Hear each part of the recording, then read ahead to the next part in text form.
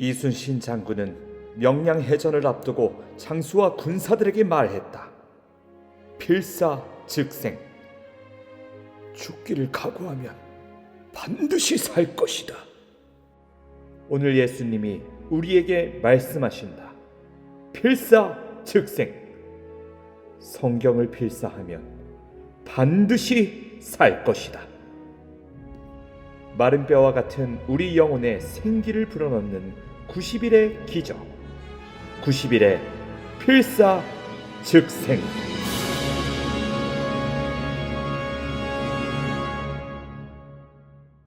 샬롬. 야, 벌써 시간이 이렇게 한 주가 지났네요. 참 빠릅니다. 우리는 마태복음 드디어 끝내고 오늘 5주차부터 마가복음에 접어들었습니다. 이 사복음서 말씀을 읽다 보면은 중복되는 내용도 많고, 그래서 이거를 읽었던 걸 또 읽어야 되나 싶을 때도 있지만, 이 각 사복음서 각각마다 전해지는 그 성령의 감동이 있고 또 은혜가 있습니다. 그래서 중복되는 내용이더라도 그 시선, 그러니까 그 글을 기록한 저자들의 시선에서 이 성경을 점점 읽어갈 때에 새롭게 주어지는 은혜와 감동이 있을 것입니다. 오늘은 마가복음 시작해 보겠습니다. 이 많은 사람들이요, 마태, 마가, 누가, 요한복음이 있는데 과연 어떤 거 먼저 쓰여졌냐? 많은 학자들은요, 마가복음, 우리가 이렇게 쓸 마가복음이 사복음서 중에 가장 처음으로 기록된 것이라고 이야기를 많이 해요. 그 이유로서 여러 가지가 있는데, 가장 대표적인 것은 이제 마가복음의 길이, 분량이에요. 가장 짧고 또 핵심 사건 중심으로 기록이 되었다는 것이죠. 이것을 보면서 신학자들이 이렇게 얘기를 해요. 짧고 단순한 것이 오히려 원형일 가능성이 높다. 뭐 이를테면 장황한 그런 내용들에서 축약해서 기록한 것보다 이 축약해서 기록해 놓은 것, 그러니까 핵심 사건 중심에 기록된 것에서 이제 더 살을 붙여가는 것이 더 이제 후에 나왔다라고도 이야기를 할 수 있잖아요. 시간이 지나면서 문서라는 것이 더 길어지고 설명이 추가가 되기 때문이죠. 그런 이유에서 가장 첫 번째로는 이 마가복음이 가장 먼저 쓰여졌고, 상대적으로 내용과 또 분량이 긴 많은 내용이 담겨 있는 마태와 누가가 그 마가복음을 토대로 기록된 책이다라고도 이야기를 많이 하죠. 그리고 두 번째로는 더 직접적으로 마태복음, 누가복음이 이제 우리가 쓸 마가복음을 복사하고 또 확장한 흔적들이 여기저기서 나왔다는 것입니다. 마가복음 순서를 그대로 따라가기도 하고요. 또 문장 구조까지 유사하고요. 그런데 내용은 이제 더 길고 또 기본 핵심, 그러니까 핵심되는 내용 주제를 가지고 이제 설명이 더 길어지는 그런 특징들을 이제 보면서 이제 마가복음이 이제 마태복음, 누가복음의 이제 씨앗이 된다, 이렇게 얘기를 해요. 그래서 마가 우선설이라고 많은 사람들이, 학자들이 이야기를 합니다. 그리고 마가 우선설에 이제 초대교회 증언들이 있습니다. 마가는 베드로의 통역자였거든요. 동역했던 사람이에요. 그래서 베드로의 설교 내용을 기록했던 사람이죠. 그러니까 현장 증언 기반으로 이제 기록을 했고, 이것이 마태, 누가복음보다 이제 더 초기 형태의 문헌일 가능성이 크다라고 역사학자들이 이야기를 하는 것이죠. 이외에도 여러 가지 이유에서 마태, 마가, 누가복음 중에 이 마가복음이 가장 먼저 쓰여졌을 것이다라고 이 역사학자들이 이야기를 합니다. 앞서 말씀드렸다시피 마가복음은 다른 사복음서에 비해서 굉장히 짧고 간결합니다. 그리고 군더더기 없는 그냥 예수님의 사역만 핵심적으로 다룬 이야기들입니다. 예수님의 공생의 사건 중심으로 빠르게 전개되고요. 다른 복음서와 달리 족보도 없고 어린 시절 이야기도 없습니다. 예수님의 탄생 이야기조차 생략된 채 곧바로 세례와 성령의 임하심으로 이 마가복음이 시작됩니다. 그래서 마가복음을 읽다 보면 한 가지 특징이 느껴져요. 곧, 즉시, 이런 표현처럼 숨 돌릴 틈 없이 사건이 전개됩니다. 오늘 이 마가복음의 1장부터 8장까지 우리가 살펴볼 텐데요. 1장은 복음의 시작, 또 하나님의 그 사역에 즉시 순종하는 이 예수님을 우리가 볼 수가 있습니다. 마가복음은 시작이라는 단어로 문을 엽니다. 예수님의 사역이요, 정말 빠르게 또 힘있게 전개가 되는데요. 세례 요한의 외침과 함께 예수님이 등장하시고 광야 시험을 이기신 뒤에 곧바로 복음을 전하십니다. 특히 마가는 곧 또는 즉시 이런 표현을 반복해서 쓰고 있거든요. 이걸 통해서 읽는 우리도 뭔가 되게 숨 돌린 틈 없이 빠르게 사역이 진행되는 것을 느낄 수가 있는데요. 이것 또한 이 예수님의 사역이 지체 없이 거침없이 진행됐다는 점을 이 마가가 강조하고 있는 것입니다. 처음부터 보시면은 세례 받으시고 시험 받으시고 곧바로 발리리 복음 전파하시고 또 제자들을 부르시고 그리고 계속해서 사역을 이끌어 나가십니다. 더러운 귀신 들린 사람을 고치시는데 이 더러운 귀신을 예수님께서 꾸짖으십니다. 꾸짖는 거 보통 언제 합니까? 부모가 자녀를 꾸짖을 때, 윗사람이 아랫사람을 꾸짖을 때 꾸짖는다고 하죠. 아랫사람이 위에 사람한테 꾸짖는 건 그건 하극상입니다. 꾸짖는다고 말 안 합니다. 자녀가 부모를 꾸짖습니까? 아닙니다. 위치가 있다는 거예요. 예수님께서 꾸짖어요. 그 꾸짖음 당하는 대상이 바로 사탄이에요. 예수님이 한참 위에 있고 사탄은 저 땅 바닥에 그냥 뚫려 쳐 내려가고 있습니다. 이 위치를 이 사건이 보여주고 있습니다. 이걸 보고 사람들이 이렇게 얘기하잖아요. 1장 27절에 이는 어찌미냐 권위 있는 새 교훈이로다. 더러운 귀신들에게 명한 즉 순종하는도다.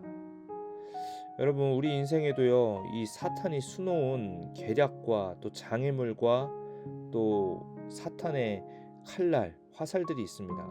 그런데요, 예수님이 그 우리 마음속에 있는 응어리와 우리 인생 가운데 있는 저주들을 꾸짖으시면 단숨에 도망갑니다.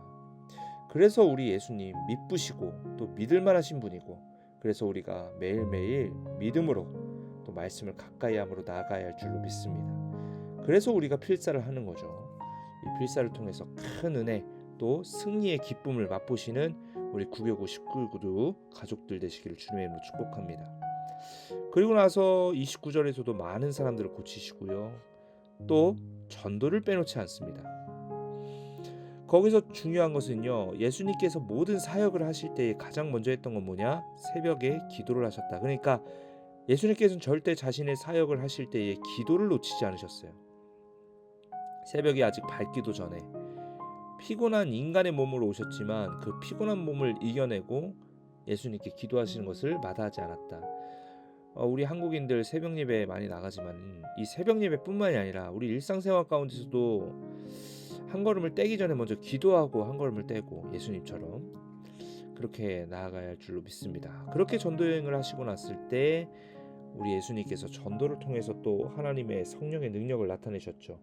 우리도 전도 모임을 지금 계속해서 진행하고 있고 이번 전도 축제를 계속해서 진행하고 있는데 어쩌면 좋은 시스템, 좋은 프로그램보다 또 좋은 또 새신자 선물보다 더 중요한 건 기도를 놓치지 않는 것 같습니다. 예수님이 그걸 보여주기 위해서 기도를 하실 필요가 없는 분이 기도를 하셨잖아요. 우리가 보고 배우라고요. 그래서 우리가 더 기도하는 자리에 힘쓰고 또 함께 기도로 전도를 떠나면 참 하나님께서 좋은 열매 반드시 맺게 하실 줄로 믿습니다. 이렇게 1장 계속해서 진행이 되고요. 2장에서도 예수님께서 이 병든 자들을 고치시는 내용들이 나와요. 죄인을 또 부르시고요. 예수님이 누굴 위해서 오셨는지가 분명하게 드러나는 사건들이에요. 중풍병자 고치시며 죄를 사하여 주시는 권세도 보여주시고요. 또 세리, 또 레위를 부르셔서 제자로 삼으십니다. 그러니까 약간 역설적으로 이동하고 있어요. 메시아라고 하면 윗사람과 놀고 권위 있는 사람들과 놀고 그들과 크루를 이루어서 또 엘리트 면모를 보여줄 텐데 예수님 반대예요. 오히려 낮은 자에게 찾아오셨고 또 많은 사람들이 욕하던 세리를 찾아가셔서 제자를 삼으십니다. 이걸 바리새인들, 즉 종교의 권위 있는 사람들이 당연히 문제를 제기하겠죠. 왜 죄인과 함께 먹는가? 예수님 분명히 말씀하시죠. 나는 의인을 부르러 온 것이 아니라 죄인을 부르러 왔다. 의사는 이 건강한 사람한테 쓸데없다. 의사는 병든 자에게라야 쓸데가 있느니라. 나는 의사다. 영혼을 고치는 의사다.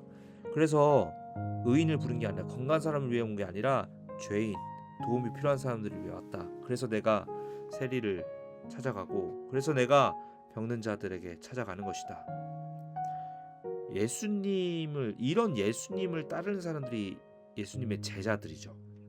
예수님은 우리에게 제자됨을 원하시고요. 그럼 우리는 어떻게 따라야 주님의 제자일까요? 바로 예수님께서 하셨듯이 낮은 자에게 찾아가고 또 권위를 내세우는 것이 아니라 사랑을 내세우는 그런 사람이 되어야 할 줄로 믿습니다. 안식일 논쟁을 통해서 예수님은 율법의 본질을 또 회복시키십니다. 안식일은 많은 바리새인들이 안식일에 이거 하네, 안식일에 저거 하네, 우리 전통 무시하네, 이 저주받을 놈, 이렇게 예수님과 제자들을 욕했지만 예수님 정말 우문현답을 하시죠. 안식일은 사람을 살리기 위한 것이지 뭔가를 제한하고 전통을 지켜가면서까지 이 영혼을 무시하기 위해서 하나님이 안식일을 만든 것이 아니다. 이런 것들을 이야기를 합니다. 이 장에서는 참 그 구원의 감격이 느껴지는 말씀인 것 같아요. 자격 없는 우리를 사랑의 예수님, 병든 자를 고치시기 위해 이 땅에 내려오신 예수님이 찾아오셔서 회복시키시고 또 구원 백성 삼아주시는 거, 이게 참 이 마가복음 2장에서 나오는 아가페 사랑, 포기하지 않는 구원의 사랑인 것 같습니다. 이런 구원의 감격을 누리는 필사 우리 성도 여러분, 청취자 여러분 되시기를 축복합니다. 이쯤에서 또 사연을 좀 읽어보도록 하겠습니다. 오늘 구교구에서 사연을 보내주셨는데 홍정화 권사님, 우리 총무님이시죠. 구교구에 정말 기둥과 같은 우리 권사님, 정말 사랑하고 축복합니다. 사연이 있는데요, 한번 읽어보겠습니다. 목사님, 제가 여러 번 망설이다가 용기 내어 사연을 보내봅니다. 2020년 7월 가정의 심각한 위기와 정신적 충격으로 엄청 힘들었던 때가 있었어요. 이런 생각을 했죠. 하나님은 왜 이런 일을 나에게 허락하셨을까? 절망감과 살아갈 날들에 대한 불안함이 가득했지만 이렇게 생각했습니다. 다 이유가 있을 거야. 하나님은 나를 이렇게 망하게만 하실 분이 절대 아니야. 이렇게 마음을 다잡으면서 무한 반복을 하며 들었던 찬양이 있었어요. 하나님은 실수하지 않으신다네. 살아낼 수 없을 것 같았던 어둡고 깜깜했던 인생의 터널을 지나며 위로와 소망이 되어 주셨답니다. 아직 터널은 끝나지 않았지만 중간중간 빛도 보여주시고 살 길도 열어주셨죠. 혹시 저처럼 터널을 지나고 계신 분이 있다면 이 찬양 함께 들으며 위로와 소망을 나누고 싶네요. 라고 이렇게 따뜻한 이웃을 위한 신청곡이죠. 보내주셨습니다. 2020년 7월이면 올해가 7년 차네요. 가정의 심각한 위기와 정신적 충격으로 엄청 힘들었던 그 날이 아직 터널은 끝났지 않았지만 이라고 말씀하신 거 보니까 아직도 이렇게 말끔하게 해결이 되지는 않았던 것 같아요. 7년의 기간을 지금 보내고 계시는데 저 사실은 이렇게 말씀하시기 전엔 전혀 몰랐어요. 왜냐면 보통 이러면 꼭 꼬라집니다. 1년, 2년까지는 뭐 버틸만 하겠죠. 근데 6년, 7년이면 의심이 정말 내 몸을 지배하고도 남을, 내 영혼을 지배하고도 남을 시간이에요. 그런데 우리 권사님 지금 서 있는 자리, 이 사명과 순종의 자리, 총무의 자리, 또 어느 전도 모임, 어느 신방, 또 어느 참 교회 일마다 항상 우리 홍정환 권사님은 그 자리에 계십니다. 남들이었으면 꼬꾸라져서 떨어졌을 그 사건, 그 어려운 일 가운데서도 우리 권사님 참 하나님 손 놓치지 않으시고, 또 무엇보다 하나님은 왜 나한테 이런 일을 허락하셨을까라는 고민 앞에서 하나님이 나와 함께 하셔, 하나님 나에게 선하신 하나님이야 라고 마음을 다잡는 그런 모습까지, 정말 하나님이 홍정환 권사님 절대 안 놓치시고 계속해서 믿음을 심어주시고 믿음을 도와주시고 가장 최고의 길로 하나님께서 지금 인도하고 계시는구나, 이런 마음이 좀 떠오릅니다. 우리 권사님 존경하고요.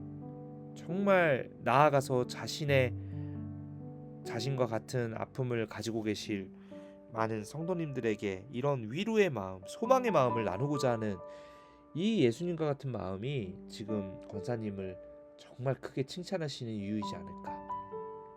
권사님 반드시 하나님께서 크신 손으로 우리 권사님과 함께 하셔서 권사님뿐만 아니라 권사님 가정을 붙들어 높여 주실 줄로 믿습니다. 반드시 그렇게 하실 것이고, 우리 구교구의 이승희 전사님과 저도 함께 가족과 같은 한 마음으로 이를 위해서 기도하도록 하겠습니다. 우리 같이 한번 찬양을 들어보겠습니다. 하나님은 실수하지 않으신다네.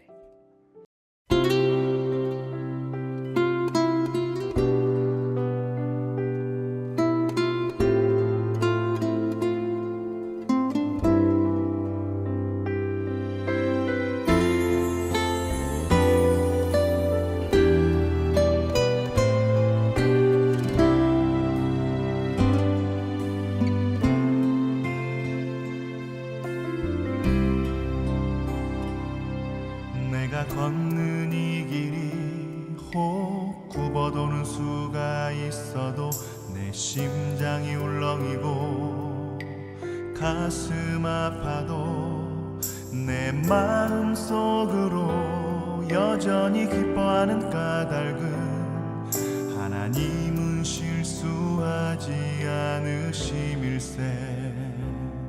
내가 세운 계획이 혹 빗나갈지 모르며 나의 희망 덧없이 쓰러질 수 있지만 나 여전히 인도하시는 주님을 신뢰하는 까닭은 주께서 내가 가야 할 길을 잘 아심일세.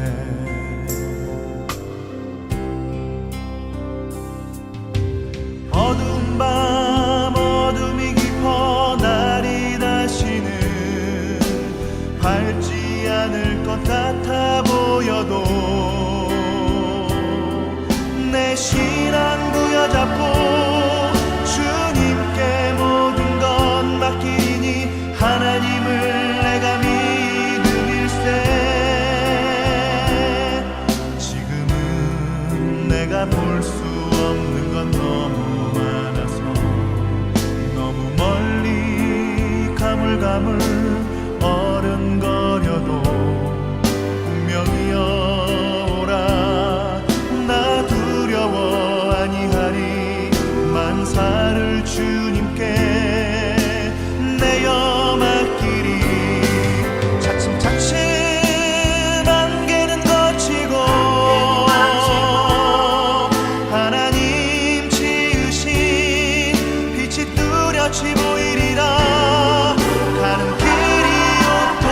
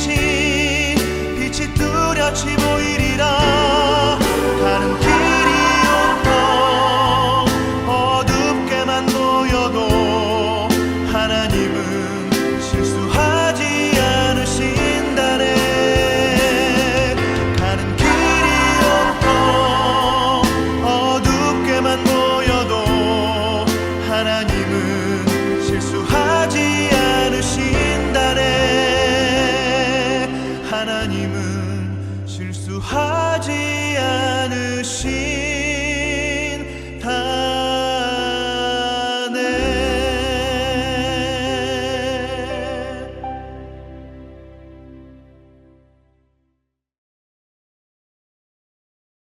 네, 찬양 잘 들었고요. 우리 찬양과 같이 하나님 실수하지 않으시는 신실하신 하나님을 믿으며 남은 하루하루의 삶도 승리하며 살아가시기를 주님의 이름으로 축복합니다. 우리 이제 3장으로 넘어가고 있습니다. 참된 가족, 또 참된 제자. 예수님은 계속해서 병자를 고치시고 귀신을 쫓아내십니다. 그러나 종교 지도자들은 오히려 가면 갈수록 예수님을 몰아세우고 또 죽이려고 하는 계획까지 세웁니다. 이 가운데서 예수님은 12제자를 세우시면서 함께 있게 하시고 또 보내시고 또 복음을 전하게 하시거든요. 제자의 핵심이 뭡니까? 예수님과 함께 있고 예수님이 가르치신 그런 일들을 따라가는 것이 바로 제자도이지요. 그리고 놀라운 선언을 하십니다. 누구든지 하나님의 뜻을 행하는 자가 내 형제요 자매요 어머니이다. 여러분, 천지를 창조하신 하나님께서 나를 형제 삼으시고 나를 자매 삼으시고 얼마나 감격적이겠습니까? 뭐 물론 이 세상의 형제들은 무너지기도 하고 뭐 끊어지기도 하지만, 그런데 여러분, 자기 피로 삼는다면 그것만큼 든든함이 어디 있겠으며 그것만큼 담대함이 어디 있겠습니까? 하나님이 바로 여러분의 형제, 또 여러분의 가족입니다. 그래서 우리는 마땅히 기쁨과 감격의 마음으로 하나님의 뜻을 행해야 할 줄로 믿습니다. 하나님의 뜻을 행한다는 것이, 이 말씀이 이제 조건을 따지는 것이 아니라요, 하나님의 뜻을 행하게 하는 것은 결국 하나님이십니다. 왜냐하면 믿음을 통해 우리가 하나님의 뜻을 행할 수 있는데, 그 믿음을 누가 주십니까? 하나님이 선물로 주시는 거 아니겠어요? 그러니까 사실은 우리가 하나님의 뜻을 행하면서 하나님의 형제가 되고 하나님의 가족이 되는 것도 결국은 하나님의 선물인 믿음을 통해 이루어질 수 있다는 것이죠. 결국 우리는 창세전에 하나님께서 선택하신 바가 되어서 이렇게 하나님과 가족으로 또 구원 백성으로 살아갈 그런 은혜를 우리에게 허락하신 거예요. 여러분이 바로 창세전에 하나님께서 이미 선택하신, 조건 없이 선택하신 하나님의 자녀들이고, 그 하나님의 자녀들은 반드시 이 형제요 가족 되시는 예수님의 보호와 은혜와 또 복을 누리며 살아가게 된다는 것입니다. 그래서 우리가 담대할 수 있고 주님께 범사에 감사할 수 있는 것이죠. 4장으로 넘어가 볼까요? 하나님 나라의 비밀을 알려주시고요, 또 듣는 자 어떻게 들어야 되는지 그 태도에 대해서 알려주십니다. 바로 씨 뿌리는 비유죠. 아주 유명하죠. 씨 뿌리는 비유를 통해서 하나님 나라의 비밀이 설명이 됩니다. 같은 말씀을 들어도 마음 상태에 따라서 인생의 결과가 너무 달라진다는 것이죠. 길가가 나오고 돌밭 나오고 가시떨기 나오고 좋은 땅 나오는데, 결국 어떤 좋은 말씀을 듣는 게 중요한 게 아니라요, 그 말씀을 내가 어떻게 받냐가 더 중요하다는 것을 예수님이 알려주십니다. 요즘 유튜브가 참 많아요. 그래서 이 말씀 좋다, 이 말씀 좀 뭔가 아쉽다, 이 말씀 구리다, 뭐 이렇게 평가를 하는 성도들이 참 많은데, 이 설교라는 것은 좋아요와 싫어요로 우리가 감히 그렇게 받아들일 말씀이 아닙니다. 왜냐하면 질서의 하나님께서 그 하나님의 종 목사가 잘났든 못났든 우리 성령님께서는 그 종의 입술을 통해서 우리 영혼에 뿌리십니다. 결국 그걸 어떻게 받냐는 우리 몫이죠. 그래서 제가 바라옵기는 어떤 말씀이더라도 듣는 태도 하나님 앞에 보여주고 있다는 사실을 기억하며 말씀을 듣길 바랍니다. 뭐 이렇네 저렇네 뭐 인간적으로 들이대면요, 결국 손해보는 거는 내 영혼이거든요. 그러니까 우리가 오늘 이 4장 말씀을 필사하실 때에 내가 어떻게 말씀을 듣고 있었나 점검하시고, 회개할 거 회개하시고, 또 가다듬을 거 가다듬으시면서 하나님이 뿌려주시는 그 신령한 씨앗을 하나도 남김없이 받아내기를 주님의 이름으로 축복합니다. 또 등불 비유를 하세요. 그걸 통해서 감추어진 것은 드러나기 위함이라고 말씀하시고, 또 마지막으로 풍랑을 잠잠케 하시면서 제자들에게 묻죠. 어찌하여 무서워하느냐? 아직도 믿음이 없느냐? 아니 예수님, 솔직히 풍랑이 앞에 불면 두려워하는 게 우리 인간의 모습 아니겠어요? 근데 인간의 모습은 그럴지 몰라도 예수님을 믿는 믿음의 모습은 그러지 말아야 할 것을 이야기하는 것입니다. 어떤 상황이 있어도 여러분 두려워하지 마시고 먼저 하나님께 아뢰는 우리가 되길 바랍니다. 하나님, 두렵지만 두려움 가지고 주님 앞에 나왔습니다. 두려워하지 않기를 원합니다. 내 두려움보다 믿음의 담대함이 더 커지길 원합니다. 이런 믿음으로 살아갈 때 우리 예수님께서 더 큰 은혜와 칭찬을 부어주실 줄로 믿습니다. 5장은 우리 절망 가운데 찾아오신 예수님을 설명하고 있습니다. 군대 귀신 들린 자, 12년 혈류증 여인, 죽은 야이로의 딸. 여러분, 이 소개되는 사람들 모두가 절망이라는 공통된 키워드를 갖고 있는데요. 이 절망의 사람들에게 의도적으로 주님께서 공통적으로 찾아오십니다. 첫 번째, 우리의 고통 중에도 예수님은 찾아오신다. 두 번째, 예수님이 은혜를 베푸시고 능력을 베푸셔서 반드시 우리를 피할 바위로, 또 살 길로, 은혜 간증의 자리로 인도하신다. 또 6장입니다. 배척과 순종의 사이에서 이제 이야기들이 전개가 되는데요. 예수님이 고향에서 배척을 받으시죠. 사람들은 참 예수님을 잘 안다고 생각합니다. 나 얘 어렸을 때부터 알았어. 얘 마리아 아들 아니야? 근데 미쳤나? 왜 갑자기 저러는 거야? 이렇게 좀 배척을 하거든요. 예수님을 믿지 않았던 것이죠.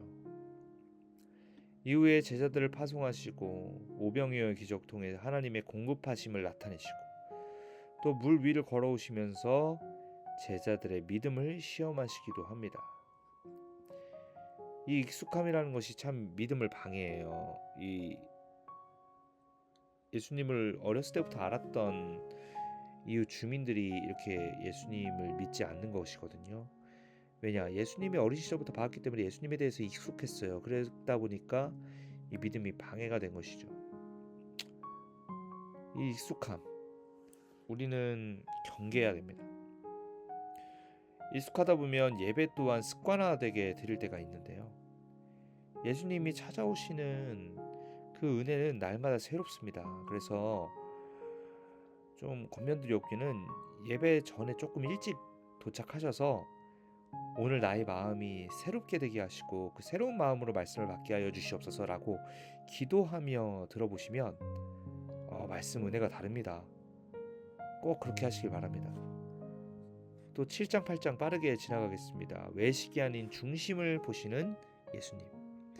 바리새인들이 이 손 씻는 전통을 강조하거든요. 근데 예수님이 그 모습을, 그 열심의, 하나님을 향한 열심의 전통의 모습을 지적을 하세요. 저거 외식이야. 저거 하나님을 등지고 이 대리 권위를 내세우는 바리새인들, 이 외식으로 연명하는 이 정말 버러지 같은 바리새인들을 정확하게 지적하시죠. 이렇게 얘기하잖아요. 이 백성이 입술로는 나를 공경하되 마음은 내게서 멀도다. 이 입술이 번지르르하다고 그게 꼭 마음에 올바른 믿음을 나타내는 건 아니거든요. 우리가 그것을 경계하면서 자, 우리의 연약함을 먼저 회개하고 말이 아닌 행동으로 또 마음으로 먼저 주님께 믿음을 증거하는 그런 이 못난 강충명 목사 되게 하여 주시옵소서. 이러한 기도로 우리가 각자 기도해야 할 것입니다. 또 사람을 더럽히는 것은 이 외부에서 들어가는 게 아니라 마음에서 나오는 것이 사람을 더럽게 한다라고 얘기하는 거예요. 이 바리새인들 보면서 정확한 딱 한 키워드가 뭐예요? 신앙은 겉모습이 아니라 중심이다. 이걸 얘기하는 거거든요. 우리의 행동보다 우리의 마음의 방향을 보시고, 또 바리새인들처럼 외식하는 사람이 아니라 주님 앞에 진실된 자로서 신앙생활을 해야 된다. 이것을 알려주고 있습니다. 마지막 8장은 깨닫지 못하는 제자들, 그러나 계속해서 그 마음의 문을 열어주시는 예수님에 대해서 소개가 되고 있습니다. 예수님이 또다시 기적을 행하시지만 제자들은 여전히 깨닫지 못하거든요. 예수님 답답해 하시면서 질문하십니다. 너희도 아직도 너희가 깨닫지 못했냐? 책망하시죠. 예수님이 죽을 것을 예고하시는데 베드로가 이제 말리고요.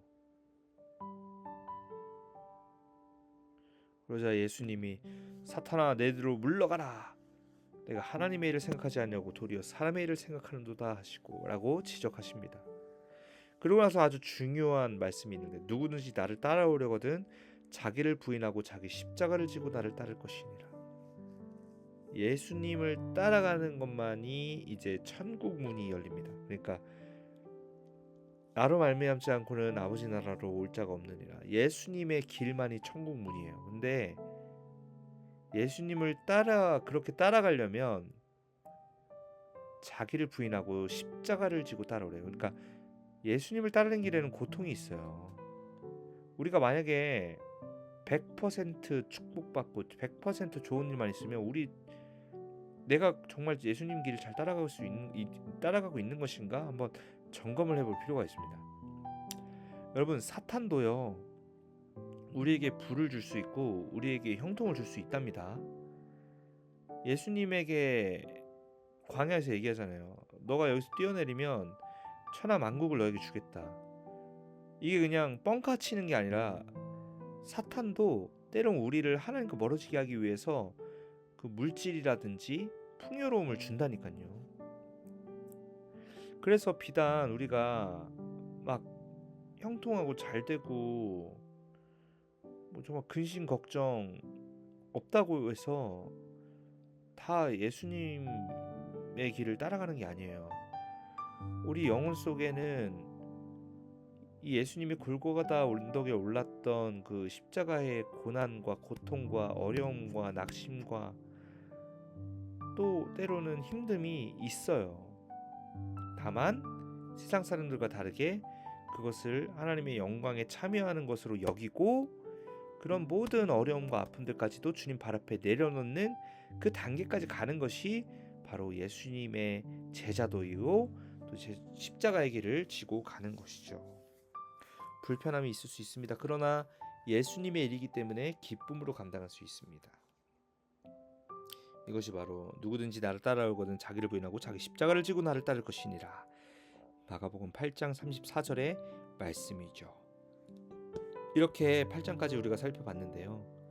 결국 중요한 건 베드로가 고백했던 것처럼 주는 그리스도시요 살아계신 하나님의 아들이시며 그분이 이 죄인과 병자들을 위해 오셨으며 가장 낮은 나를 조건 없이 사랑으로 찾아오셨으며 그 사랑의 예수님 앞에 우리가 이제는 떵떵거리고 정말 부귀영화 누리고 하기 위해 이용하는 게 아니라 진실되게 사랑하고 따르는 그런 제자가 돼야 한다는 것을 깨달을 수가 있습니다.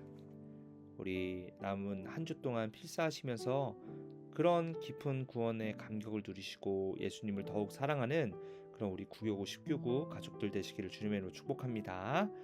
오늘도 너무 수고 많으셨고요. 벌써 마칠 시간이 돌아왔어요. 한 주 동안 감기 조심하시고 저도 지금 목감기 기운이 코감기 기운이 좀 있습니다. 우리 서로를 위해 건강을 위해 기도하고 또 한 주도 승리하며 살아가시기를 축복합니다. 우리 다음 주에 또 만나요. 여러분 안녕히 계세요.